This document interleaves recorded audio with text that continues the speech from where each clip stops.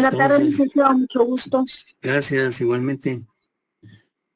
Bien, como aprecian ustedes en la presentación, el tópico a abordar esta tarde es relativo al juicio oral y público, comúnmente denominado debate.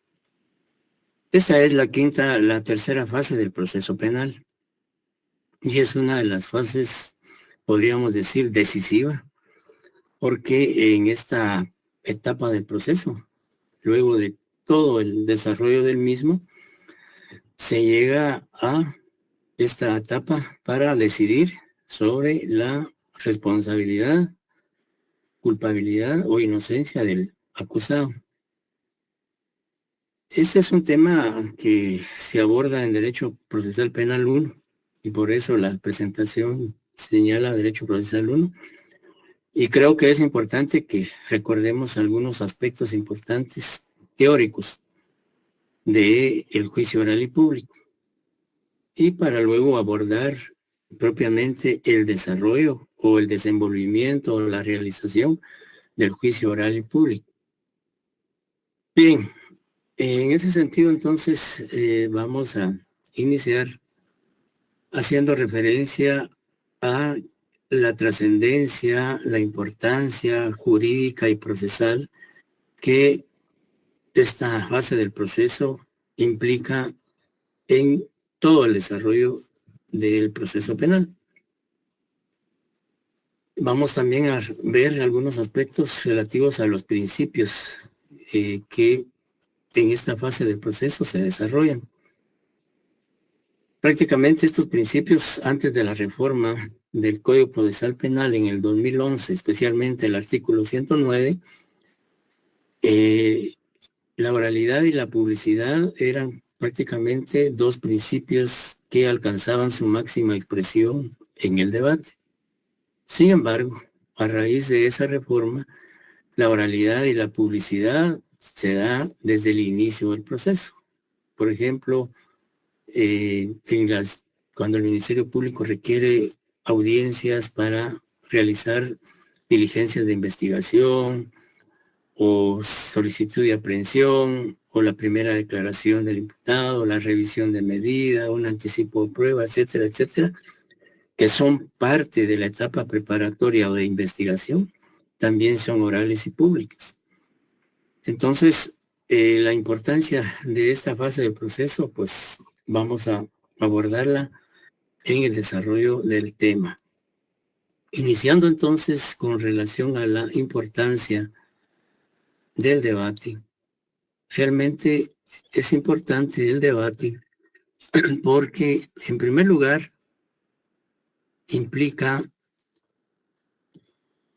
que la ciudadanía, la sociedad, tiene la posibilidad de fiscalizar cómo se desarrolla la justicia penal, dado que todas las audiencias son públicas. Ello implica que tiene acceso cualquier persona, sin ninguna limitación, más que la propia ley establece.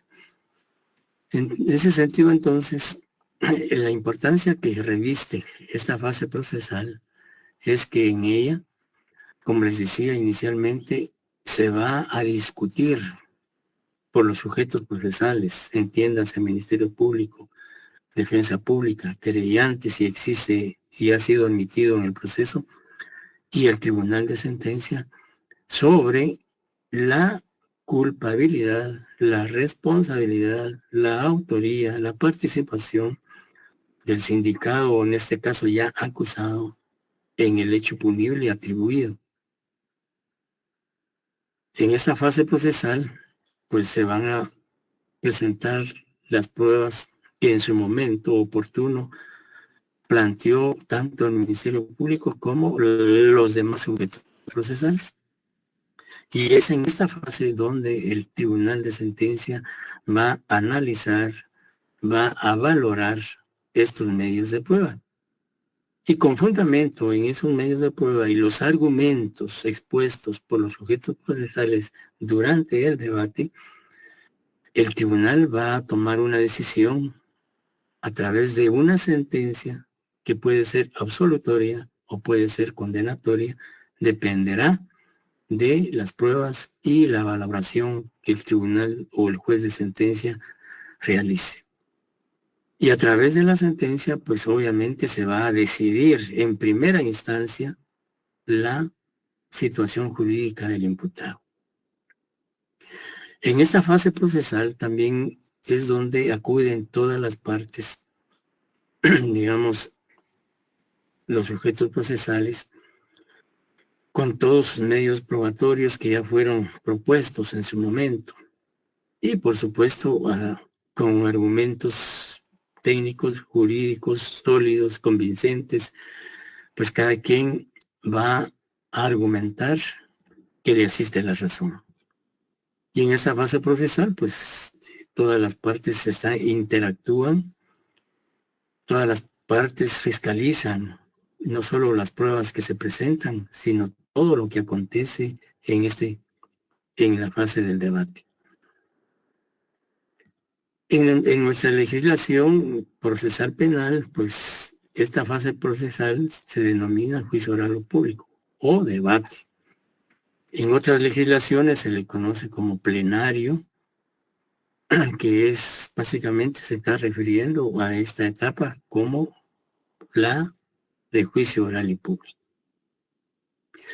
Sin embargo, también es importante, además de establecer o determinar la trascendencia que tiene el debate en un proceso penal, pues como les decía, a través del debate, los sujetos procesales generan realmente una controversia, producen un litigio, cada quien desde la función que le compete o corresponde, tratando de convencer al juez o al tribunal en relación a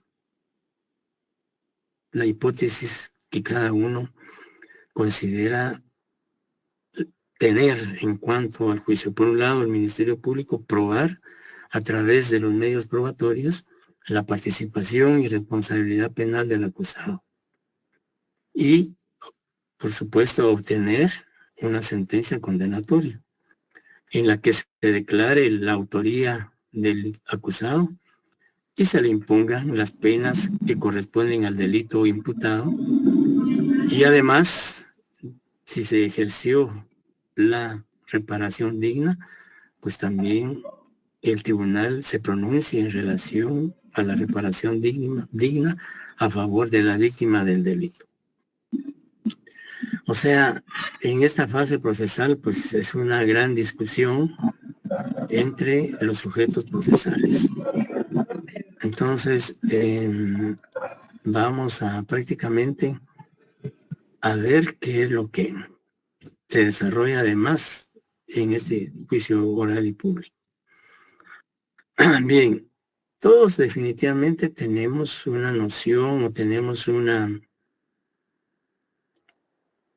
podríamos decir, elementos o criterios en relación a lo que es un debate.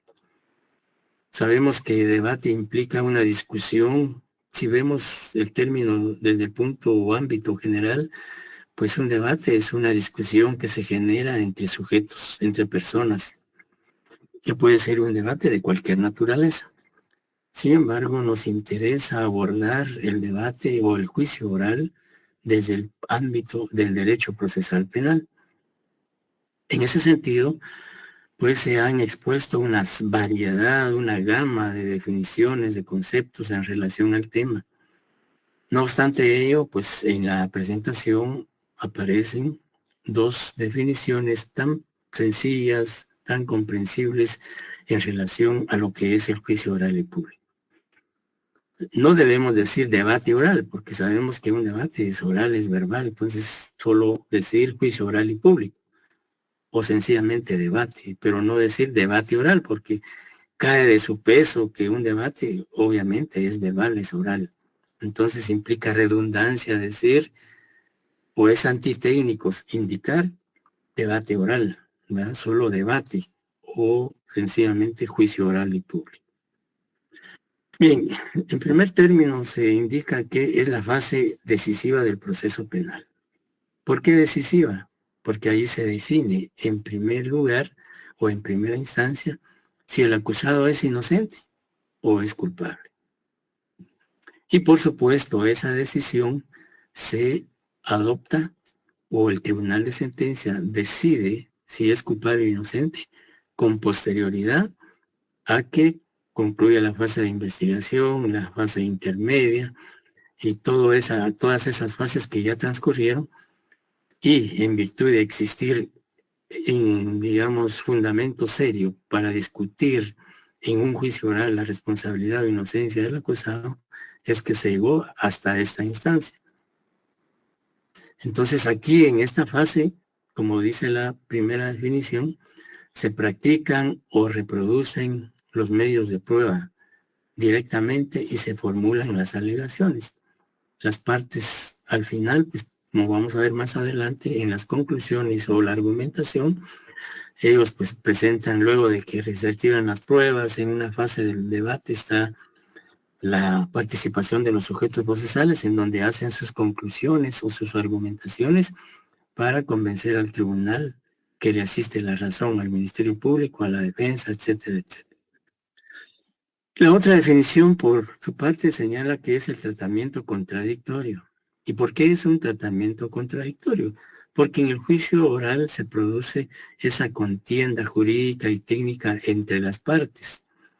Hay una litis, hay una controversia, hay una discusión, y obviamente la misma es oral y también es pública, porque a un juicio oral y público, por eso se llama público, porque es accesible a cualquier ciudadano que quiera presenciar el desarrollo de un juicio oral o de un debate.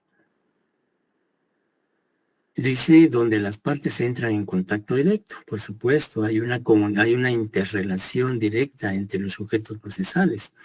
Están presentes en esa audiencia en forma personal el abogado defensor, el acusado, el Ministerio Público a través de su representante fiscal, el juez o el tribunal, el querellante y su abogado, testigos, peritos, etcétera, etcétera. Y también en esta fase, como les decía, se presentan y ejecutan las pruebas. Las pruebas son fiscalizadas por todos los sujetos procesales y que pueden al final ser cuestionadas, ser contradecidas, etcétera, etcétera. Y, como se dice en la definición, el contenido del proceso se manifiesta en toda su amplitud.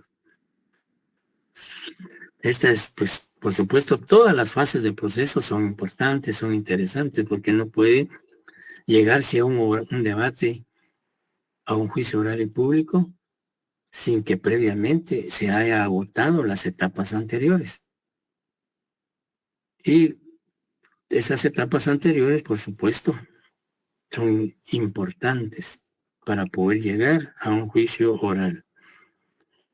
Bien, sin embargo, el debate propiamente, de acuerdo al Código Procesal Penal, tiene fases, ¿ya? El debate tiene dos fases o dos etapas. La etapa de preparación y el desarrollo del debate. Entonces,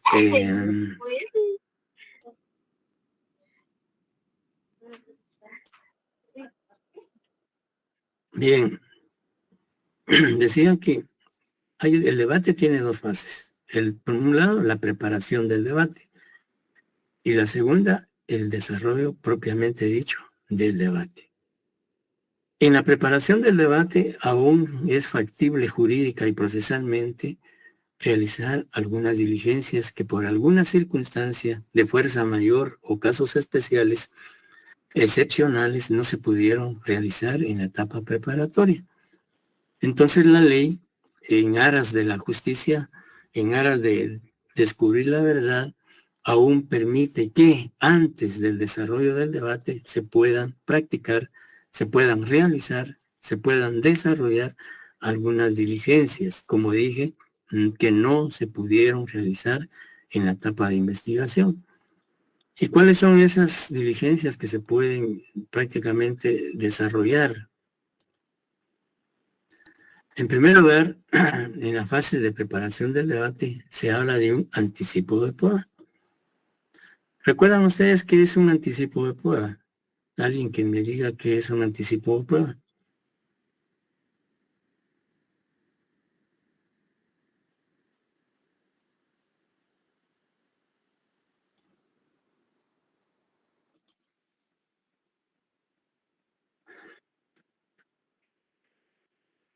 Silvia Licenciado, Carolina, buenas ¿qué? tardes. Buenas tardes, Sonia. Dígame. Licenciado, el anticipo de prueba sería, por ejemplo, a un testimonio que se puede Ajá, dar previo al debate. Digamos, en el ah, caso que si la persona piensa que puede ser amenazada de muerte, se solicita al juez y se ajá, puede grabar o prestar declaración antes de que ujú, inicie. ajá. ¿Antes de qué me dijo? Antes de que inicie, licenciado, Antes de que inicie el debate. sí, antes de que inicie el Ajá, debate. ajá. Javier Chinchilla, dígame. Buenas, licenciado. Buenas Pues tardes. yo considero que el anticipo de prueba se da cuando una de las partes considera que una de las pruebas que tiene es contundente y es decisiva para ya sea el sindicado. Ujú. Entonces se hace antes del tiempo establecido, antes de la audiencia, ofrecimiento de prueba. No sé si estoy en lo correcto. No, antes del ofrecimiento de prueba, no, porque ya el ofrecimiento de prueba ya pasó. Se recuerda ustedes que el artículo 343 señala que posteriormente a la que el juez dicte, acepte la acusación, dicte auto de apertura de juicio, 3 días después se debe realizar el ofrecimiento de prueba en la etapa intermedia. Aquí ya estamos en la fase del juicio oral y público. Entonces, sí, son diligencias que se realizan antes de que inicie el debate. Por eso se dice que preparación del debate. Y el anticipo de prueba, como decía Sonia, como ejemplo citaba ella la declaración de un testigo. El anticipo de prueba básicamente se le denomina jurídicamente así porque, bueno, partamos de la idea de que según el sistema acusatorio, la prueba se produce en el debate. Aunque ese es un criterio pues bastante muy discutido. Sin embargo, la tendencia es que la prueba se produce en el debate. Mariela dice que podría ser una prueba mediante videollamada. Sí, y digamos, son diligencias que se realizan generalmente se realizan en la etapa preparatoria. Pero, como les decía, por alguna razón de fuerza mayor o un caso muy excepcional, no se pudo realizar en la etapa preparatoria. Pero es importante para la averiguación de la verdad, para el esclarecimiento del hecho, que esa diligencia se practique. Entonces, todavía hay posibilidad de hacerlo antes de que comience el debate.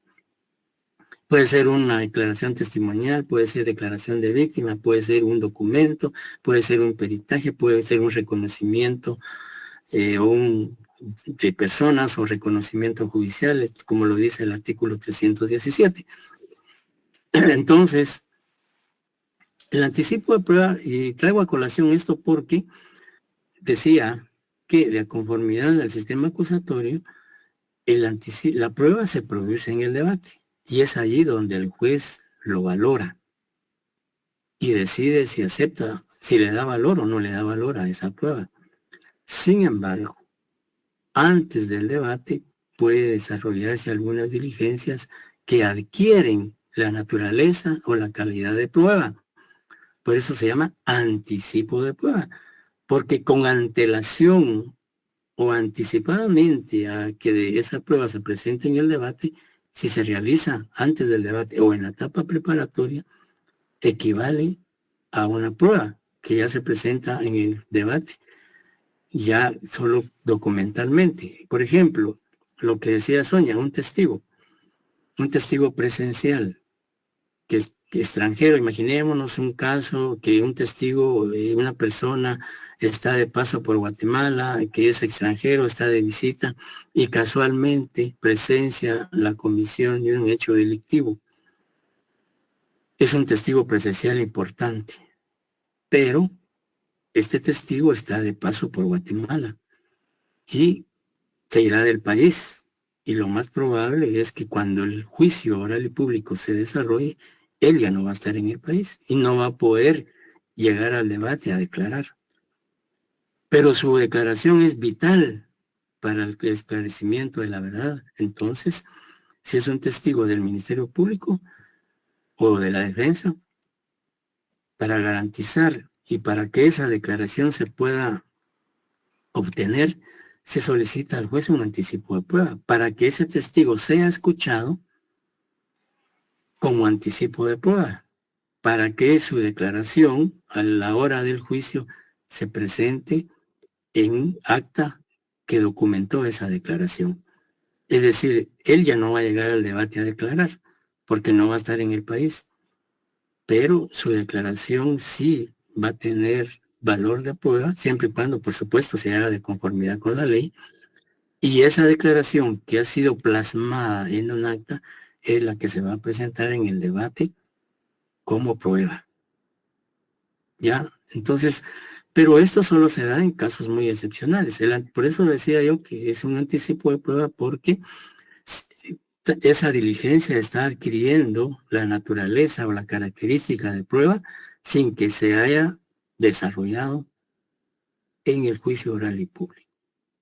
Y solo, de acuerdo al artículo 317, el anticipo de prueba solo puede darse en casos excepcionales cuando el acto no sea factible de que sea reproducido o practicado en el juicio oral y que realmente sea, digamos, importante o trascendente esa prueba. Y lo que decía también la compañera, una declaración por videollamada o, digamos, de otra forma electrónica como regulan los artículos en 317 en adelante. Compañero, aquí pregunta si el anticipo de prueba es público. Sí, es una audiencia bilateral en donde no puede, digamos, puede llegar cualquier persona a presenciarlo. Todas las diligencias, primera declaración, anticipo de prueba, revisión de medida, acusación, todas las audiencias son públicas. El debate es público, pero vamos a ver más adelante en qué casos, en qué circunstancias el debate puede ser a puerta cerrada. Dice Alex que cuando es declaración de testigo protegido es bajo, ya no alcancé a leer. Sí, cuando es testigo protegido, pues sencillamente puede ser, digamos, precisamente para resguardar su integridad física, su vida, es que se hace a través de esos medios. Es decir, tratando de no revelar su identidad y otros aspectos, en virtud de existir una inminente amenaza en que pueda sufrir algún atentado o atentar contra su vida, etcétera, etcétera. Pues bien, entonces el anticipo de prueba, como les decía, generalmente se practica en la etapa preparatoria. Pero si no se realizó por alguna razón a los que yo hice referencia, pues de conformidad al artículo 344 y 348 del Código Procesal Penal, antes o en la etapa de preparación del debate, se puede realizar. Y el anticipo de prueba se realiza a petición de parte de cualquiera de las partes, el Ministerio Público, el abogado defensor, el acusado, el querellante si existiese en el proceso, o su abogado, e incluso si el tribunal estima que es importante practicarla, de oficio puede ordenar que se haga. Y así lo establecen los artículos mencionados.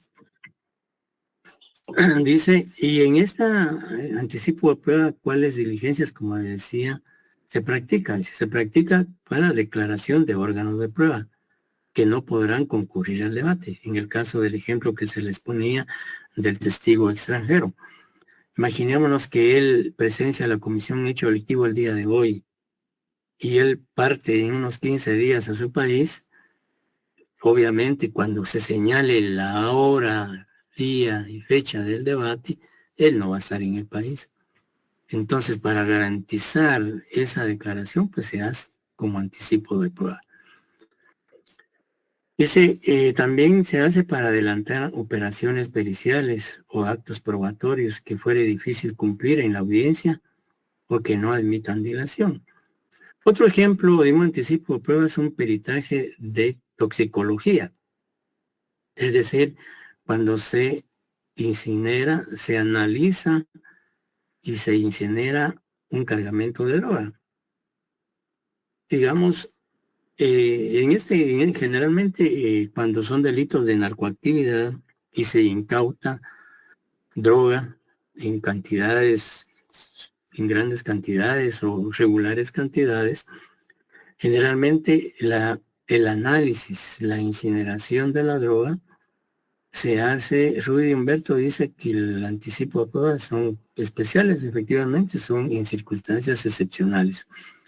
Hablábamos del ejemplo de un peritaje toxicológico.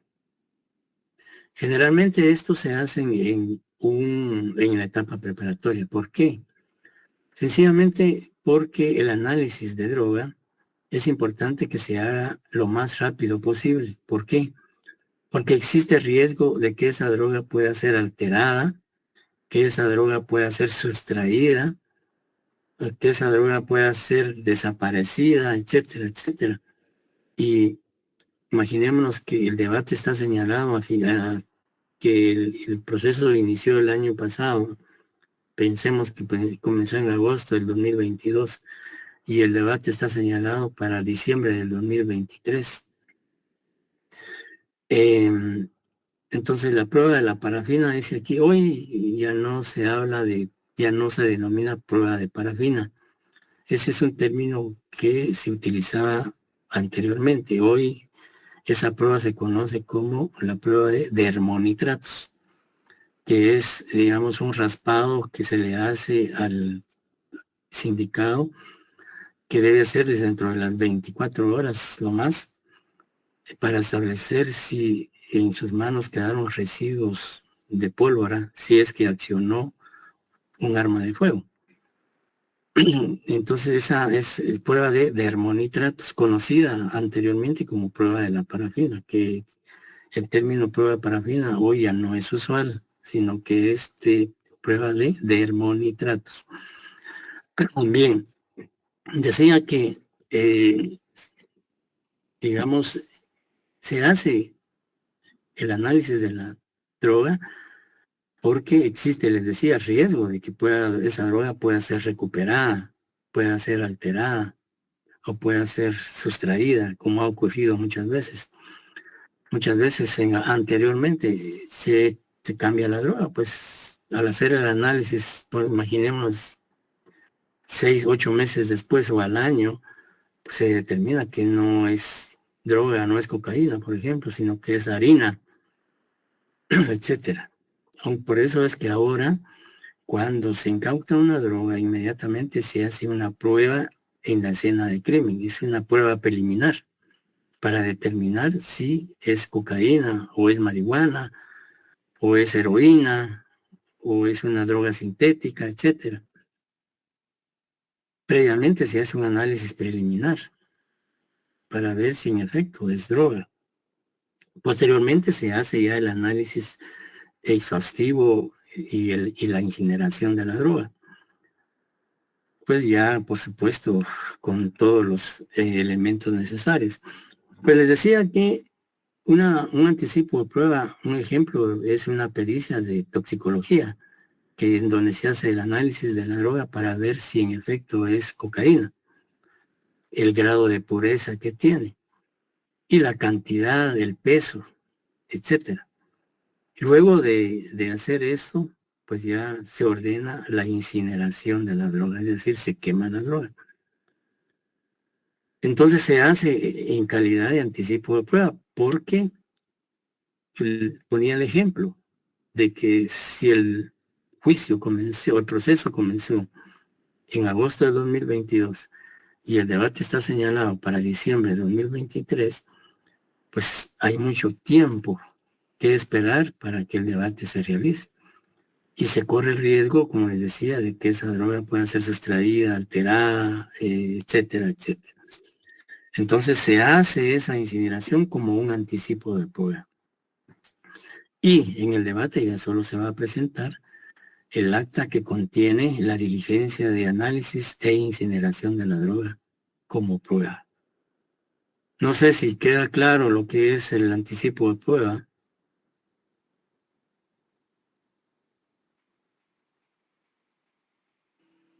Para mí Licenciado. sí queda claro. Sí, licenciado. Gracias. Gracias, De gracias. hecho, licenciado, solo perdone.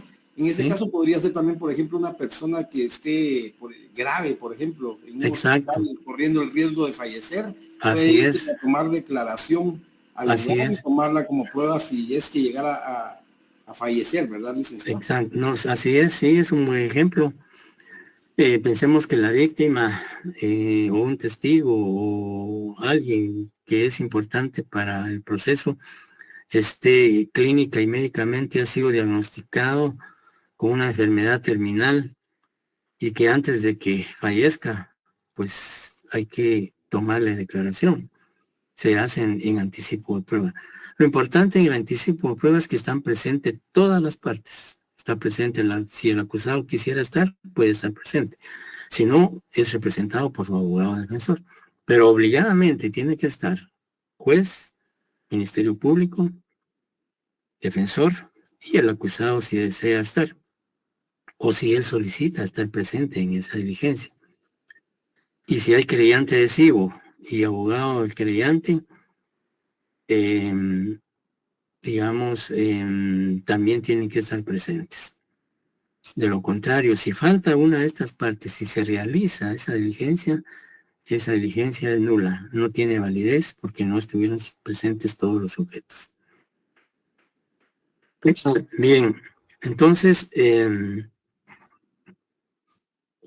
acuerdo al artículo 317, ahí claramente se establece o especifica qué diligencias se pueden practicar como anticipo de prueba. Bien, también se dice que, como decimos acá en la presentación, que en la audiencia dice declaración testimonial que lo amerite y justifique, como les decía.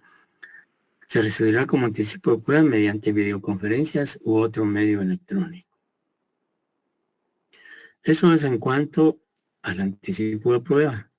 Y también, además del anticipo de prueba, en la fase de preparación del debate también se pueden realizar otras diligencias. El artículo 349 del Código Procesal Penal habla de unión y separación de juicios. En cuanto al primer caso, la unión de juicios, dice, de acuerdo al artículo citado, puede un juez de sentencia o un tribunal de sentencia unir, conexar juicios, ¿ya? Y en el primer caso dice, la unión de juicios procede cuando el mismo hecho punible, o sea, el mismo delito, es atribuido a varios acusados. Y se han formulado diversas acusaciones. Para evitar entonces que existan esa diversidad de acusaciones y por tratarse de un mismo delito que es imputado a varios sindicados o acusados, entonces técnica y jurídicamente es viable que se conexen todos esos casos o se acumulen, se unan, que el juez lo puede hacer de oficio o a petición de cualquiera de los sujetos procesales. Siempre que no, como se dice, siempre que no ocasione un grave retardo al procedimiento. Por ejemplo, pensemos en un delito de plagio o secuestro regulado en el artículo 201 del Código Penal. del Código Penal. Imaginémonos que sabemos que en un delito de secuestro no interviene ni participa una sola persona, sino que ahí interviene una organización delictiva. Y cada integrante de esa organización tiene una función. Por ejemplo, unos son los que le dan seguimiento a la víctima, otros son los que hacen una investigación de los bienes, recursos económicos, dónde vive, etcétera, etcétera, dónde estudian sus hijos, qué empresas tiene, etcétera, etcétera. Otros son los que ejecutan el secuestro otros son los que cuidan al secuestrado y lo alimentan, otros son los que negocian la recompensa, el rescate, etcétera, etcétera.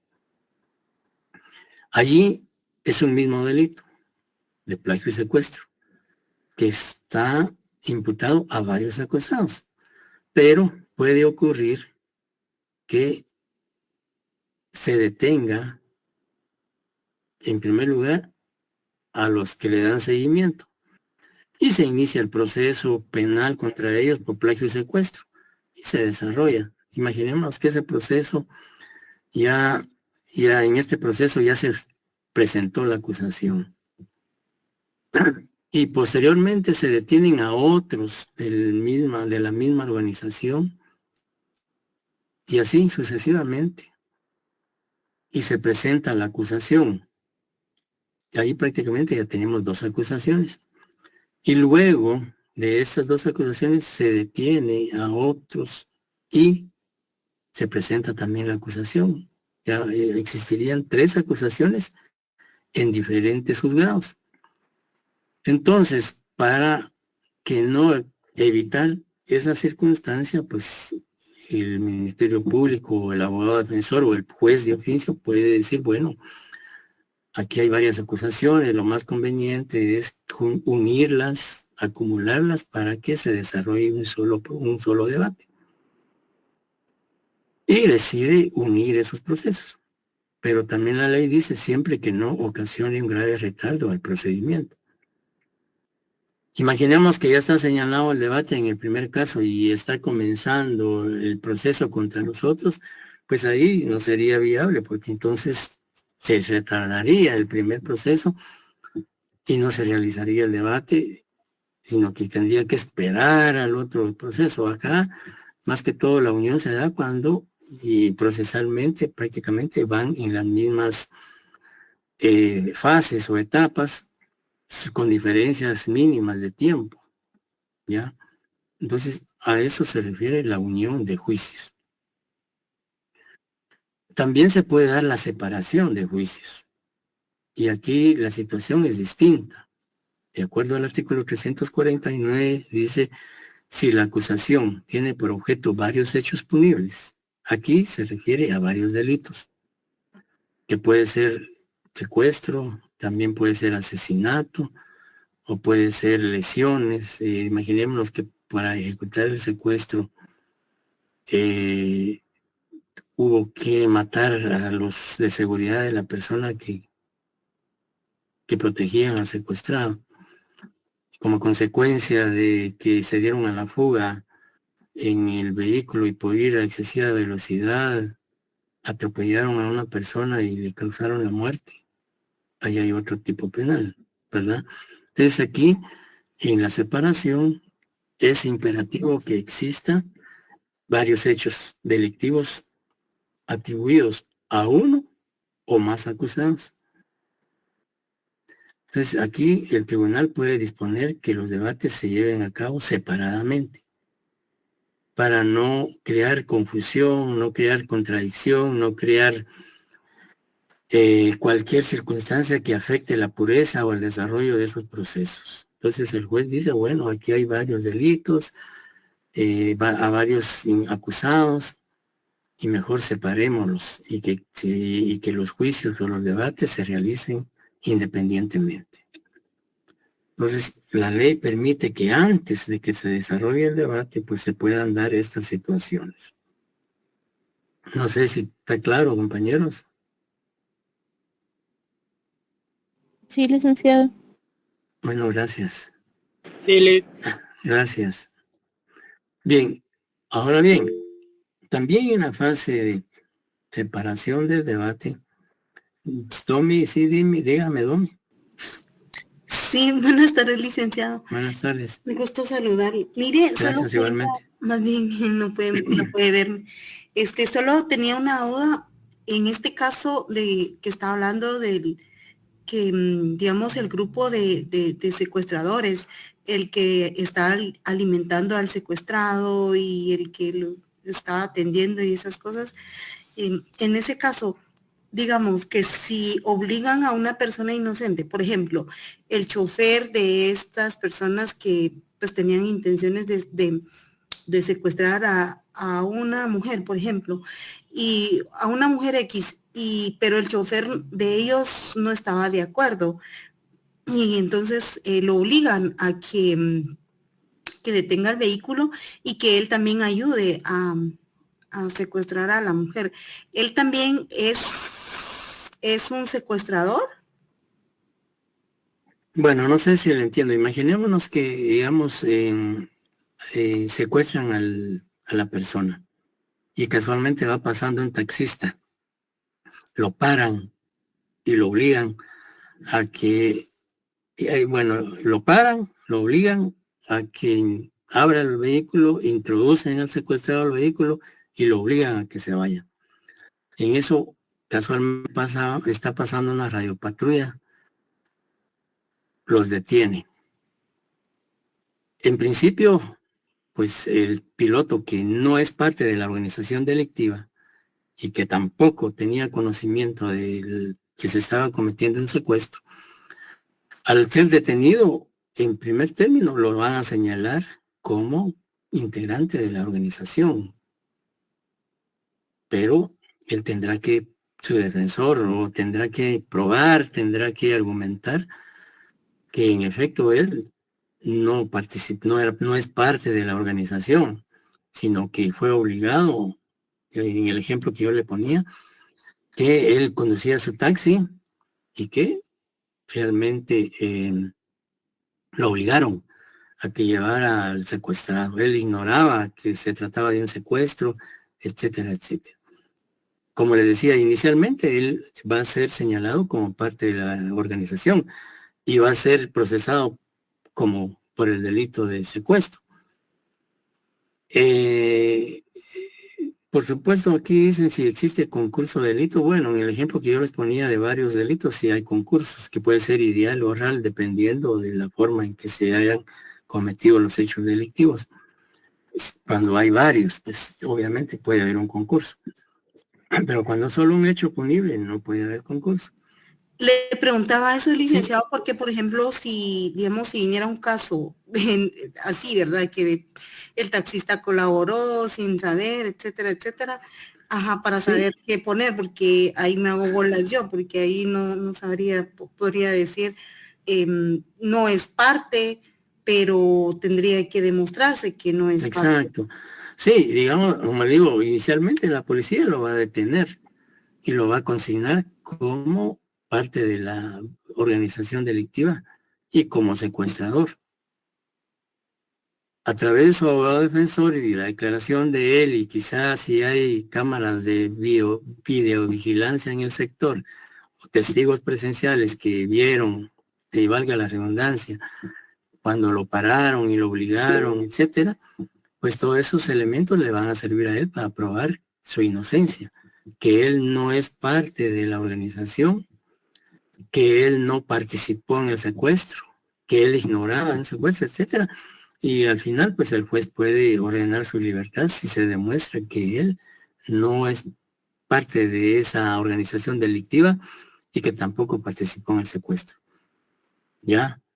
Porque, digamos, tendrá que acreditarlo, porque si no prueba nada, pues al final, aunque sea injusto o arbitrario, pero si no demuestra él, o que el Ministerio Público tendrá que demostrar también que él sí es parte de la organización, ¿ya? O al menos que los miembros de la organización, siendo ahí sí que, pensemos, ahí sí que, tal vez ilusoriamente, pensemos que ellos, pues al final digan, no, efectivamente él no tuvo nada que ver, él no participó, no es un miembro de la banda, etcétera, pues eso le podría ayudar y al final salir absuelto o salir en libertad antes de que llegue el debate, ¿va? Si se demuestra que realmente él no tuvo nada que ver, sino que, como dice un compañero aquí del aire, le cae la chibolita, ¿va? Y que tan mala suerte que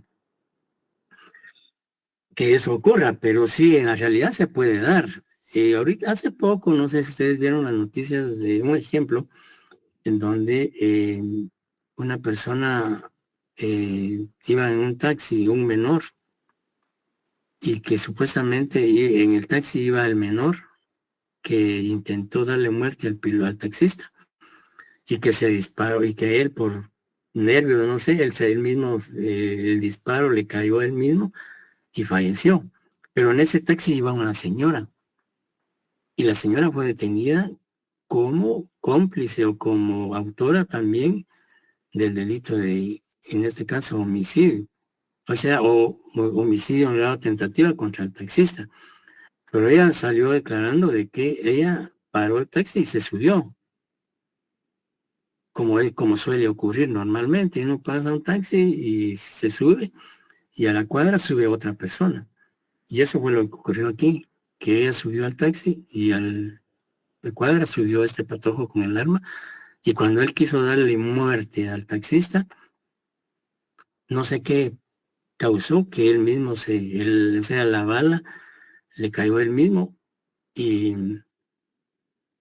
falleció. Pero la señora fue consignada como cómplice o autora también del intento de homicidio de ese taxista.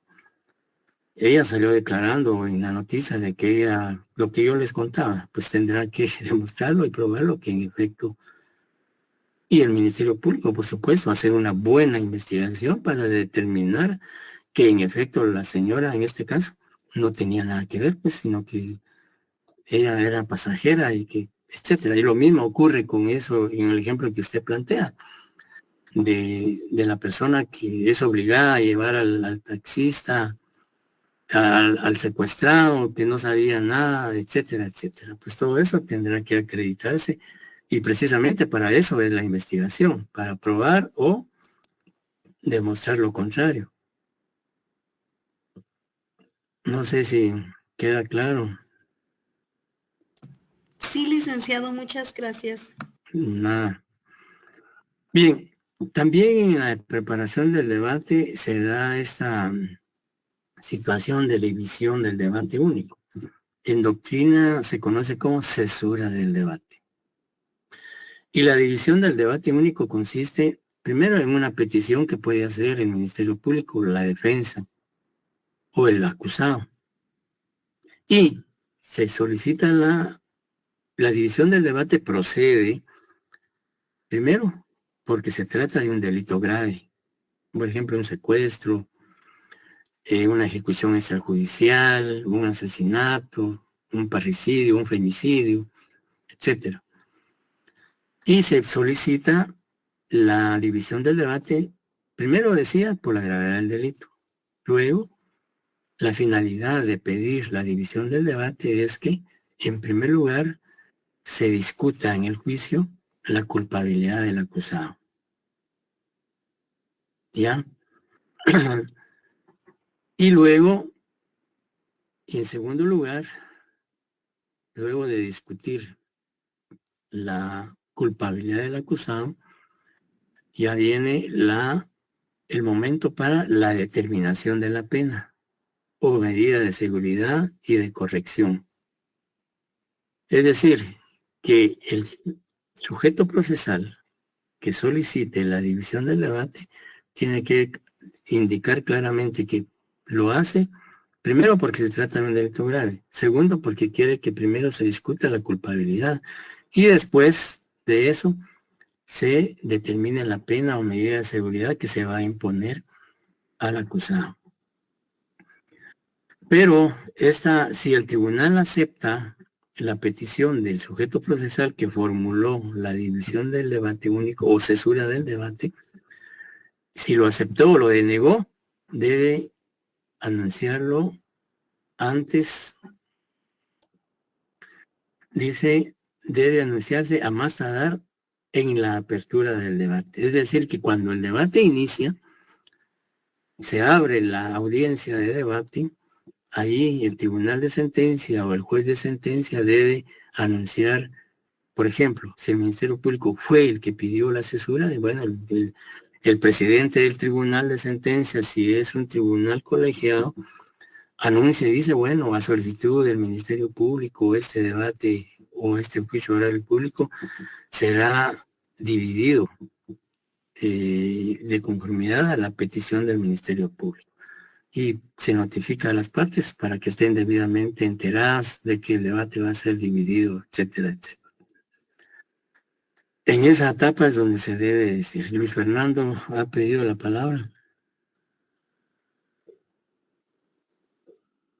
Sí, Luis Fernando. Licenciado, yo tenía una duda, pero del tema anterior, no sé si todavía, ¿Qué tema? de la separación de juicios. Sí, ¿cuál es su duda? Es que... ¿Me puede hablar un poquito más veces que no le escucho? Bueno, licenciado, ¿ahí? Sí, ahí está bien. Es que estaba viendo yo que también que una sola persona comete varios delitos, también se podía separar el... Ajá. Ajá. Eso quería preguntarle. Bueno, si una sola persona cometió varios delitos, vamos a regresar para explicar.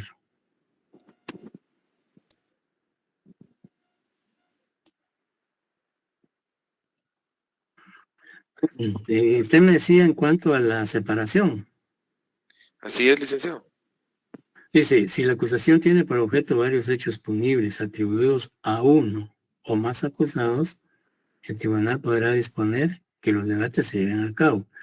Sí, cuando digamos se trata de un solo acusado, como les decía, pudiera ser que inicialmente se le haya iniciado proceso penal por un delito. Imaginémonos un robo agravado y el proceso inicia. Pero posteriormente se determina que esta persona también está siendo sindicada de un delito de asesinato.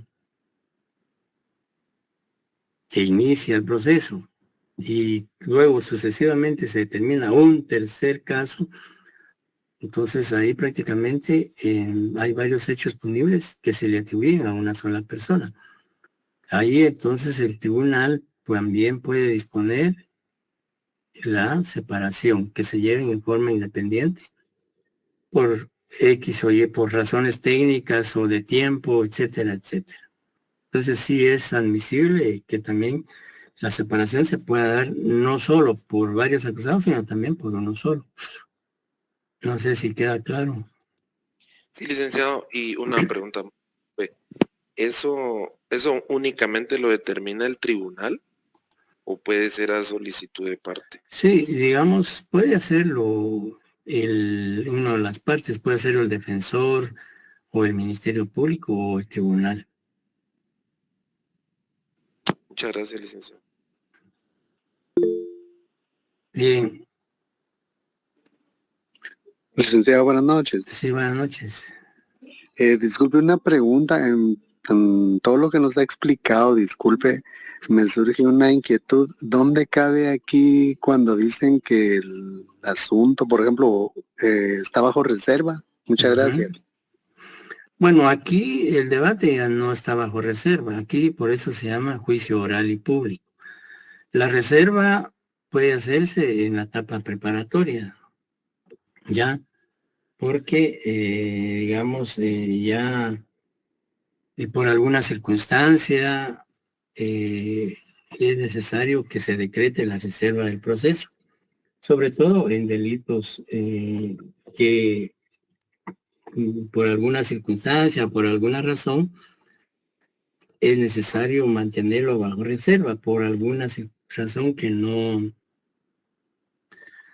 no, digamos, es viable jurídica y procesalmente, que se conozcan aspectos importantes del proceso que puedan afectar o poner en riesgo la investigación.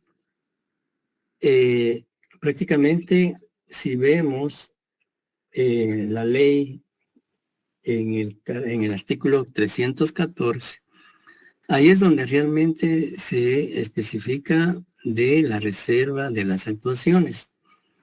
El artículo 314 dice que todos los actos de investigación serán reservados para los extraños. Eso significa que solo tienen acceso las partes. Pero ya cuando se decreta la reserva de un proceso, incluso las partes tienen prohibición de dar a conocer públicamente aspectos del proceso.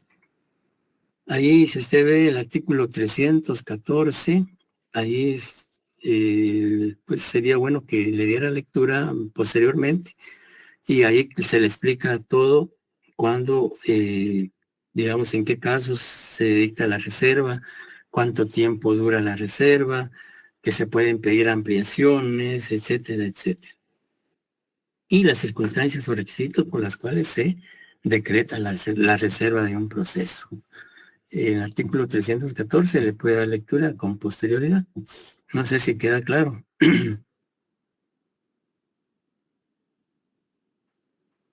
Bien, entonces, acá vamos entonces a lo que es la división del debate. También dice la ley que, culminada la primera parte, se resolverá la culpabilidad. Y si debe imponerse una pena o medida de seguridad, se fijará día y hora para la prosecución del debate sobre esta cuestión. Aquí ya esta diligencia o esta audiencia va a ser únicamente para que el tribunal indique qué pena le impone al acusado y si es necesario o no una medida de seguridad. Y luego pues se dicta la sentencia que se implementa con una resolución interlocutoria sobre la imposición de la pena. La resolución interlocutoria se refiere a un auto, ¿ya? A una resolución que se denomina auto. Resolución interlocutoria se refiere a los autos. Recuérdense que hay decretos, autos y sentencias. Entonces, una resolución interlocutoria es un auto. Bien. Aquí luego habla también de que el debate sobre la pena comienza al día hábil siguiente con la recepción de la prueba que se hubiera ofrecido, para individualizarla prosiguiendo de ahí en adelante según las normas comunes. El plazo para recurrir o apelar la sentencia condenatoria comenzará a partir del momento en que se fije la pena. Y también la ley dice que cuando se ejerza la acción civil o la reparación digna, el tribunal resolverá en la misma audiencia señalada para la fijación de la pena, siempre y cuando pues la víctima haya requerido la reparación digna o haya ejercido la reparación digna. En cuanto a los principios, a partir de los artículos 354 al 366 del Código Procesal Penal, encontramos principios fundamentales del debate. Sin embargo, estos principios, como les decía, antes de la reforma del artículo 109 o de las reformas del Código Procesal Penal en el año 2011, estos principios eran, podríamos decir que eran exclusivos del juicio oral o del debate. Sin embargo, a partir de que el artículo 109 del Código Procesal Penal señala que todas las peticiones y audiencias son unilaterales o bilaterales, son orales y públicas, pues estos principios ya no son exclusivos del debate. Anteriormente a la reforma podríamos decir que eran el debate donde alcanzaban su máxima expresión, hoy en todas las fases del proceso. Entonces los principios que se generan o se producen en todo el proceso penal y con mayor, podríamos decir, razón es en el juicio o en el debate, que es la oralidad. Y la oralidad pues consiste en que la intervención de las partes se realiza en forma verbal, es decir, toda la actuación de las partes, sus argumentos, la presentación de pruebas, los recursos que presenten, cualquier impugnación que presenten en el desarrollo del debate tiene que ser en forma oral. La publicidad, pues el desarrollo del juicio es a puertas abiertas. Cualquier persona puede asistir y presenciarlo. Y, como les decía, la regla general es que el debate es público. Sin embargo, en el artículo 356 y 357 se establecen casos de excepción. Es decir, que solo bajo esos supuestos un juicio oral o debate puede ser reservado o puede ser a puerta cerrada. Si por favor alguien me pudiera dar lectura a esos dos artículos para que quede bien claro cuándo un debate puede ser a puerta cerrada, que no puede ser público, por favor. Artículo 356, publicidad.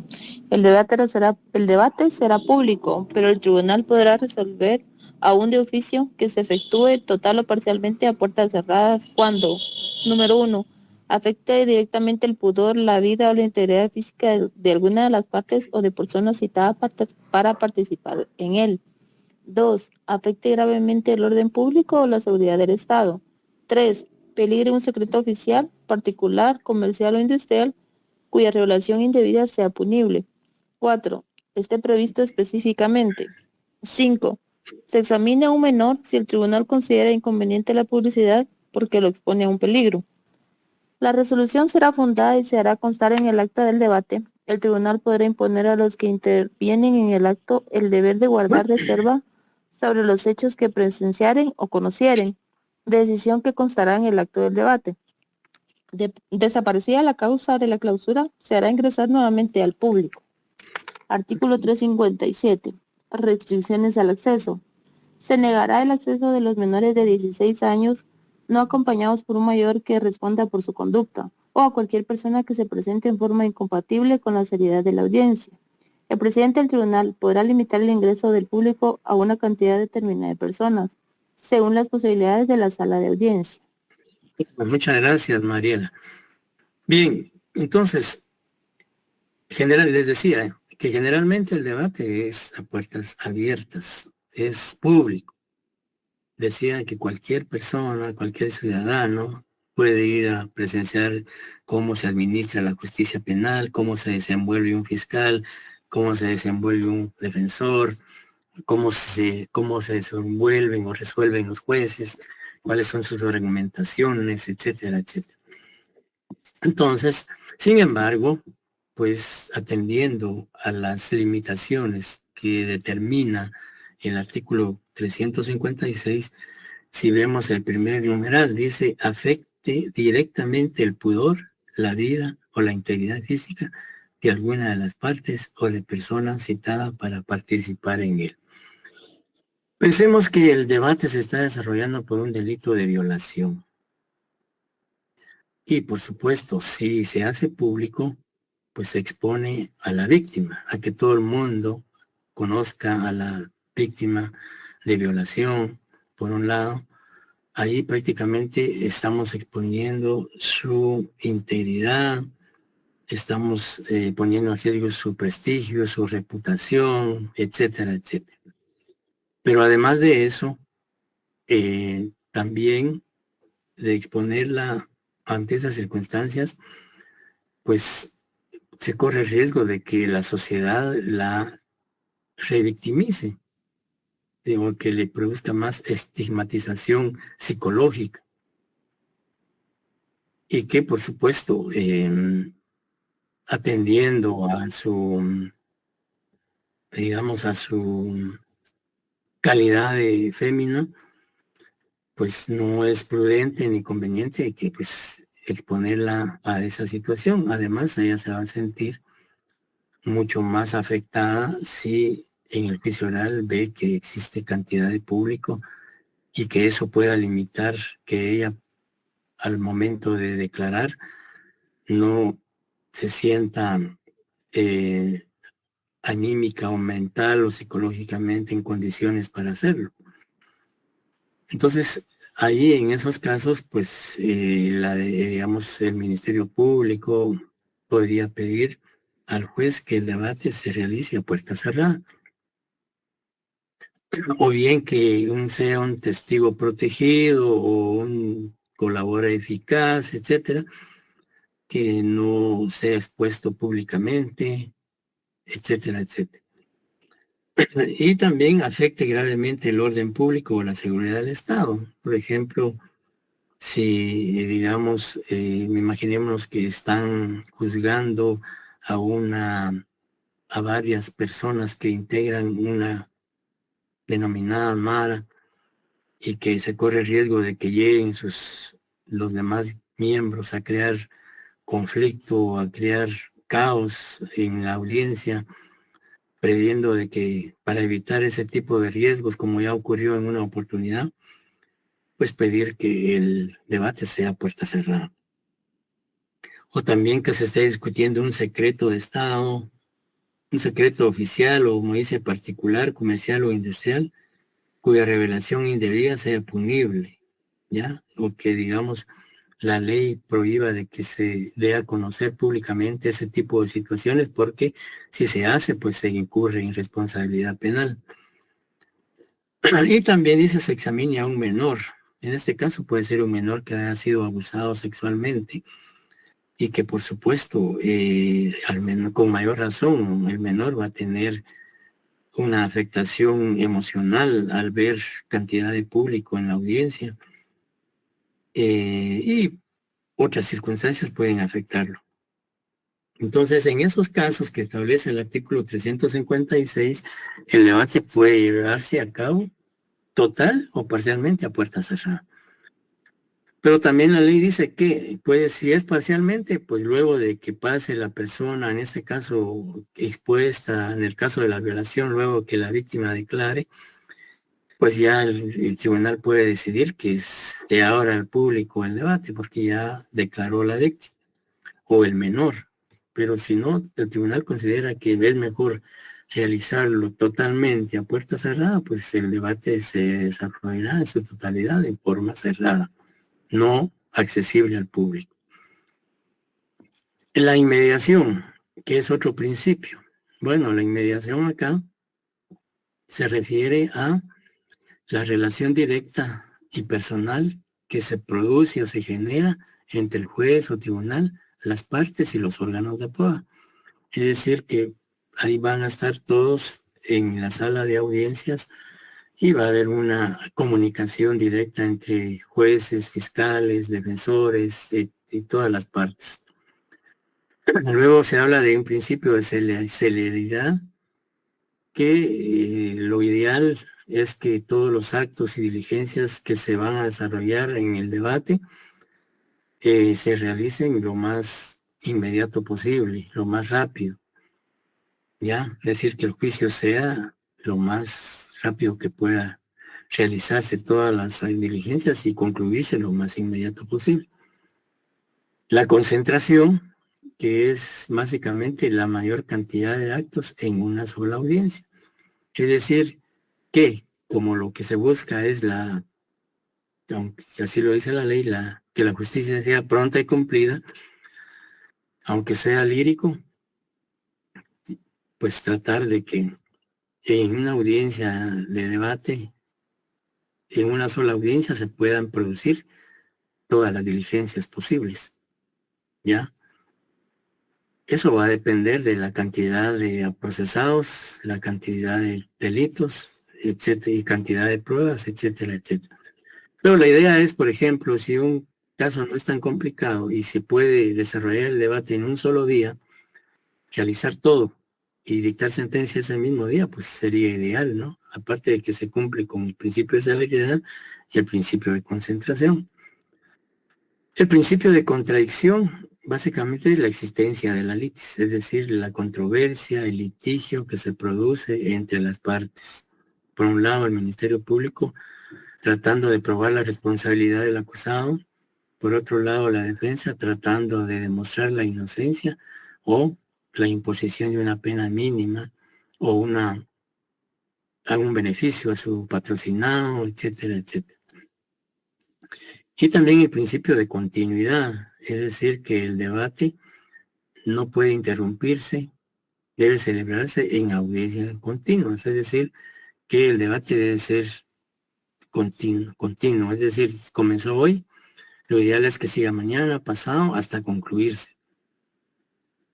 Sin embargo, la ley también, en este caso, hace excepciones, porque habla de que el debate puede suspenderse y puede, digamos, pero no puede suspenderse más de 10 días. Veamos el artículo 360. Por favor, que alguien le dé lectura.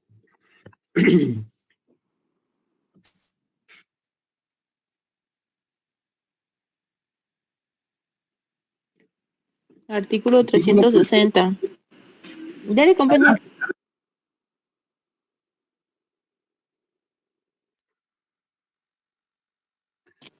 Artículo 360. Continuidad y suspensión. El debate continuará durante todas las audiencias consecutivas que fueran necesarias hasta su conclusión. Se podrán suspender por un plazo máximo de 10 días, solo en los casos siguientes. Número 1. Para resolver una cuestión incidental o practicar algún acto fuera de la sala de audiencias, incluso cuando una revelación inesperada haga indispensable una instrucción suplementaria, siempre que no sea posible cumplir los actos en el intervalo entre dos sesiones. 2. Cuando no comparezcan testigos, peritos o intérpretes o fuera imposible e inconveniente continuar el debate hasta que les haga comparecer por la fuerza pública. 3. Cuando algún juez, el acusado, su defensor o el representante del Ministerio Público se enfermare a tal extremo que no pudiera continuar interviniendo en el debate, a menos que los dos últimos puedan ser reemplazados inmediatamente. 4. Cuando el Ministerio Público lo requiera para ampliar la acusación o el acusado o su defensor lo soliciten después de ampliar la acusación, siempre que por las características del caso no se puedan continuar inmediatamente. Excepcionalmente, el tribunal puede disponer la suspensión del debate por resolución fundada, cuando alguna catástrofe o algún hecho extraordinario similar torne imposible su continuación. El tribunal decidirá la suspensión y anunciará el día y la hora en que continuará la audiencia. Ello valdrá como situación para los que deban intervenir. Antes de comenzar la nueva audiencia, el presidente del tribunal resumirá brevemente los actos cumplidos con anterioridad. El presidente ordenará los aplazamientos diarios, indicando la hora en que se continuará el debate. El presidente cuidará que el debate no se prolongue más allá de la jornada de trabajo. Ordenará los aplazamientos diarios, indicando el día y la hora en la cual continuará el mismo, salvo excepciones objetivamente calificadas por el tribunal. Gracias. Bien, de acuerdo al artículo que la compañera le dio lectura, el debate sí se puede suspender, solo y únicamente en los casos que establece el artículo 360. Y que esta, digamos, interrupción o suspensión no puede pasar de 10 días. ¿Qué pasa o qué ocurre o qué efectos jurídicos y procesales tiene si un debate se suspende más de 10 días? El artículo 361 nos da la respuesta y dice que si el debate se pasa de 10 días, el debate se tiene que repetir. Entonces, en este caso, pues los jueces tienen que ser cuidadosos de que el debate no se suspenda más de 10 días, porque si eso ocurre, la consecuencia es que el debate se vuelve o se repite desde su inicio. Y eso obviamente es un gran perjuicio para los sujetos procesales. Bien, algo importante que señalar es que hay una diferencia entre la suspensión del debate y los aplazamientos que habla la ley. Ya quedó claro que el debate se puede suspender en los casos que establece el artículo 360, pero también la ley, el artículo indicado, habla de aplazamientos, que digamos al juez o el tribunal de sentencia puede ordenar el aplazamiento. Y el aplazamiento más que todo se da, por ejemplo, cuando el debate se interrumpe, digamos, temporalmente por una hora, media hora, etcétera. Por ejemplo, el debate comenzó a las 8:30 de la mañana y son la 1 de la tarde. Pues obviamente los jueces y los sujetos procesales son humanos, tienen necesidades de alimentación o de otras circunstancias. Entonces el tribunal puede ordenar el aplazamiento. Es decir, miren señores, se aplaza el debate por una hora en lo que ustedes van a ingerir sus alimentos, van al baño, etcétera, etcétera. Ese es un aplazamiento. Que ahí sí, en cierto modo hay una interrupción, pero por circunstancias especiales. Y que ese debate, pues ese aplazamiento solo es por un plazo prudencial o razonable, como el ejemplo que yo ponía. de que se suspende a la 1 de la tarde y dice el presidente, bueno, regresemos a las 14 horas o 14:30, 1 hora y media para almorzar y para otras razones. O bien, como dice la misma ley, cuando, digamos, el debate comenzó a las 8:30, son las 4 de la tarde y sí, el juez puede aplazarlo, decir, bueno, aplazo el debate para el día de mañana, continuamos el día de mañana. Y así sucesivamente. Entonces, esos son básicamente los principios de, digamos, de un juicio oral y público y de todo el proceso penal. Ahora bien, y aquí ya viene lo importante, ya el desarrollo del debate. Aquí ya dejamos, prácticamente ya es la otra parte del juicio oral y público, ya propiamente el desarrollo de la audiencia o de las audiencias del debate. ¿Y cómo inicia o cómo se inicia con el debate, el desarrollo? Pues a partir del artículo 368 del Código Procesal Penal encontramos el desarrollo del debate. Bueno, entonces, de acuerdo al artículo, digamos, como el debate ya está fijado día y hora, entonces el presidente del tribunal, si es un tribunal colegiado integrado por 3 jueces de sentencia, el que está conociendo el debate, o si es un juez unipersonal de sentencia, pues entonces el juez de sentencia da inicio a la audiencia del debate. En este caso, pues primero lo que tiene que hacer es verificar la presencia de las partes, que esté el Ministerio Público, que esté el abogado defensor, que esté el acusado, que estén los peritos, los testigos, que esté el creyente y su abogado, si es que existen, etcétera, etcétera. La víctima, todas las partes. Y luego, pues el presidente declara abierto el debate y dice, bueno, declaro abierto el debate, etcétera, etcétera.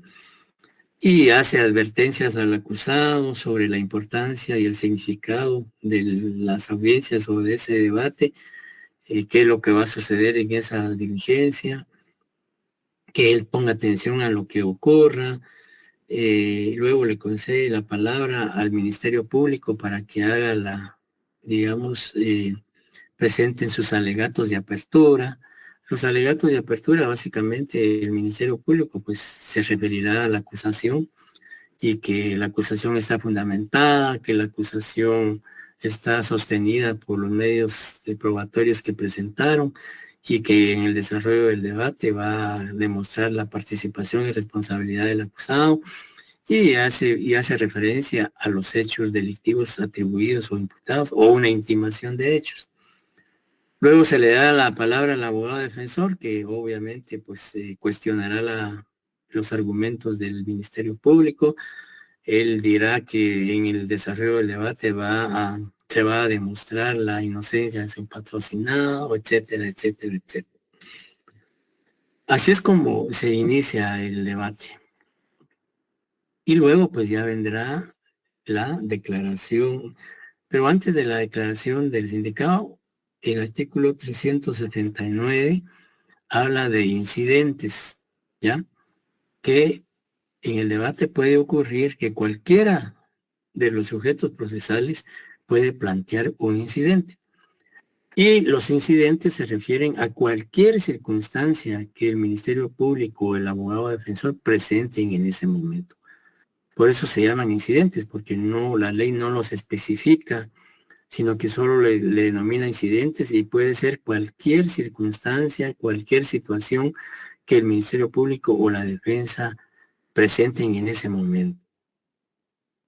Por ejemplo, puede ser que el Ministerio Público en ese momento presente una certificación del Colegio de Abogados y Notarios de Guatemala en donde se hace constar que el defensor no está legitimado para estar en el debate porque no está al día en el pago de las cuotas que se deben pagar al Colegio de Abogados y que es inactivo porque no está al día en el pago de las cuotas y por lo tanto no puede ser abogado defensor porque la ley exige que para ser abogado defensor no es suficiente ser abogado, sino que hay que tener la calidad de activo. Así lo dice el artículo 93. Si vemos el artículo 93 del Código Procesal Penal, si alguien le puede dar lectura, por favor, rápidamente.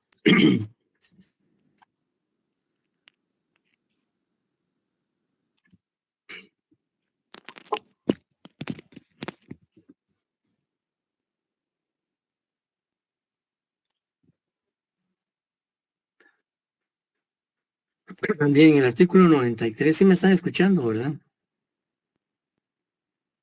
Sí, licenciado, ¿qué código, qué número de artículo dijo, perdón? 93.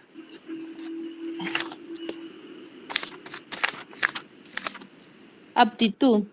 Solamente los abogados colegiados activos podrán ser defensores. Los jueces no permitirán que a través del mandato se contravenga esta disposición.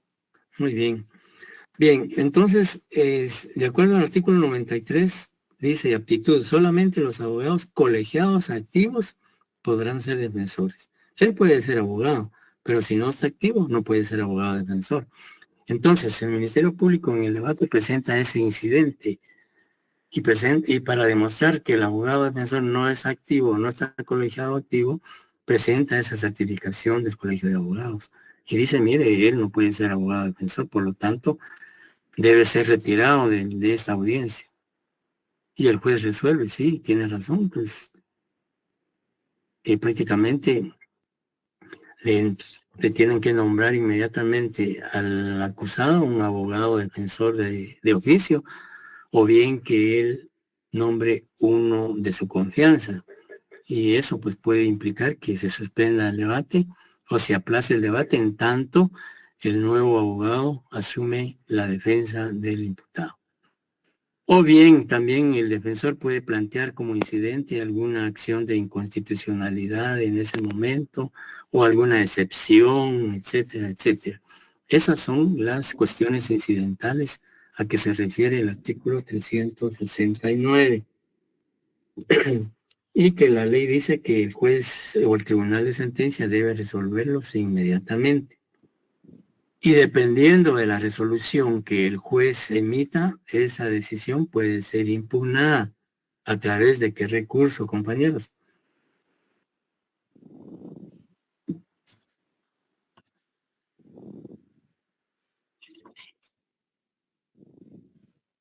Digamos, si plantean, en este caso, en el ejemplo que yo les planteé, el juez acepta el incidente que promovió el Ministerio Público, pero el abogado defensor no está de acuerdo y va a impugnar esa decisión.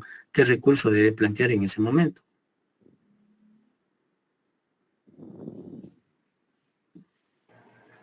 ¿Un amparo, licenciado? No. ¿Un recurso, licenciado? Sí, recurso, pero ¿cuál?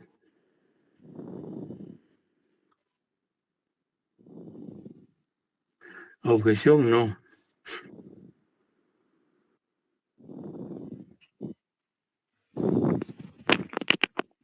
Génesis.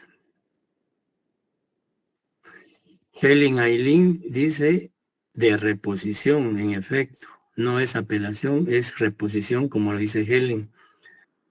Veamos el artículo 403 del Código Procesal Penal.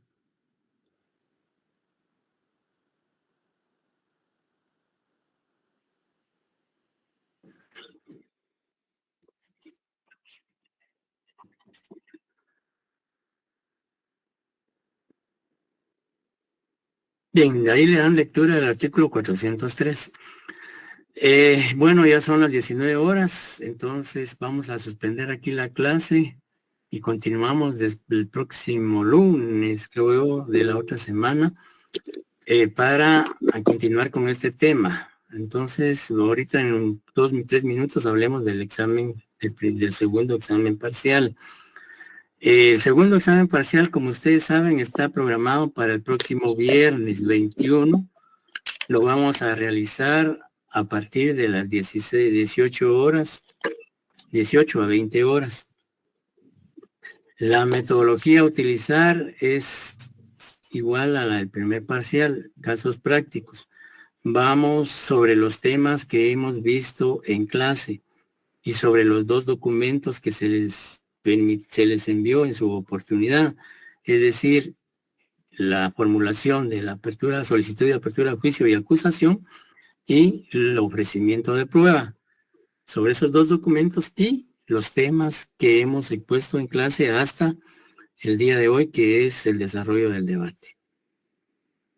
El tema del desarrollo del debate pues sigue, pero pues el lunes no tenemos clases porque inician sus exámenes, el viernes es nuestro examen, entonces ese tema lo estaremos concluyendo después del segundo examen parcial. Y después del segundo examen parcial se les dará el calendario de los debates que va a presentar cada grupo y también se les va a remitir la guía del debate para que sea un documento que les sirva para que lo puedan utilizar al momento de que cada grupo va a presentar su juicio o debate.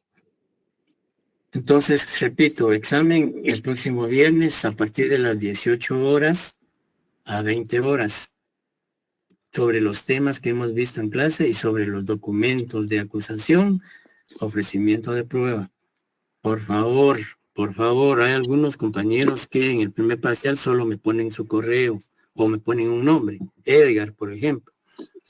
Que por favor me pongan su nombre completo, porque eso evita cualquier problema de que no aparezcan las notas, etcétera, etcétera. Entonces, y por favor, cerciórense de que antes de que su examen haya sido enviado, para evitar problemas de que después en el sistema no aparezcan y que eso sea un problema. Entonces, por favor, cerciórense de que su examen remítanlo antes del tiempo establecido. Pueden usar sus códigos, pueden usar sus copias y lo que ustedes quieran el día del examen. Entonces, por favor, nos vemos o nos saludamos el próximo viernes. Lick, perdone una consulta. Dígame. El examen no lo podríamos realizar a las 7 de la noche. No. Ya, es más, lo estamos haciendo de acuerdo a las coordinaciones. El examen debe hacerse en horario de clase. Tendríamos que comenzarlo a las 5:30. Pero tomando en consideración que muchos trabajan y que no, pues no, a esa hora no lo pueden hacer. Entonces lo estamos haciendo a las 6. De 6 a 8. Gracias, Lick. Nada, servirle. Bien, Licenciado, compañeros. disculpe, una Sí. pregunta. Diga. Disculpa la molestia. ¿Habrá alguna opción?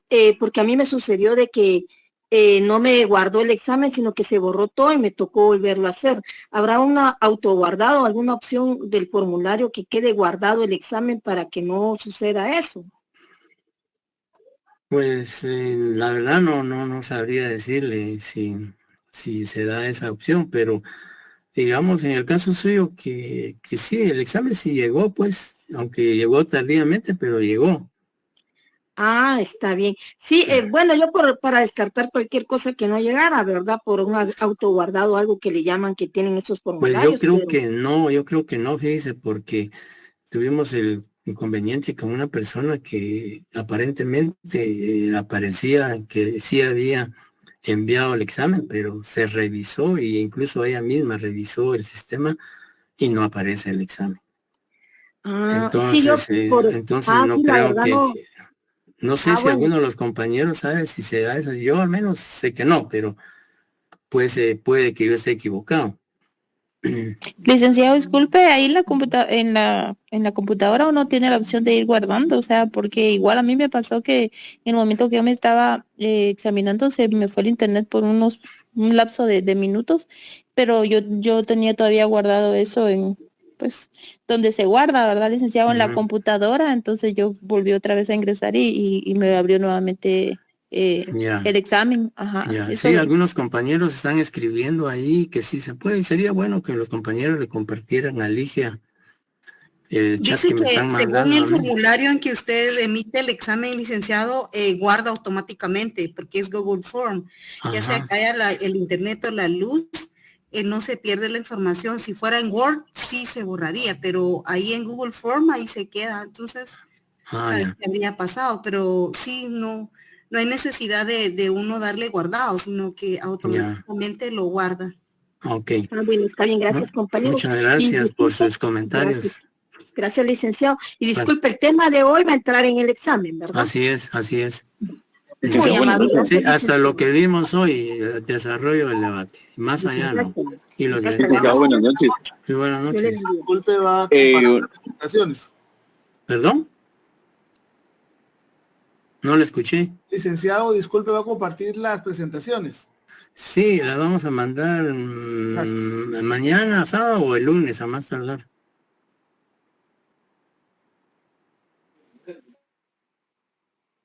Bien, compañeros, les deseo suerte en sus exámenes y pues espero que los resultados de segundo parcial de nuestro curso sea superado por el primer parcial. Está bien, gracias. Feliz noche. Gracias, Liz. Feliz noche.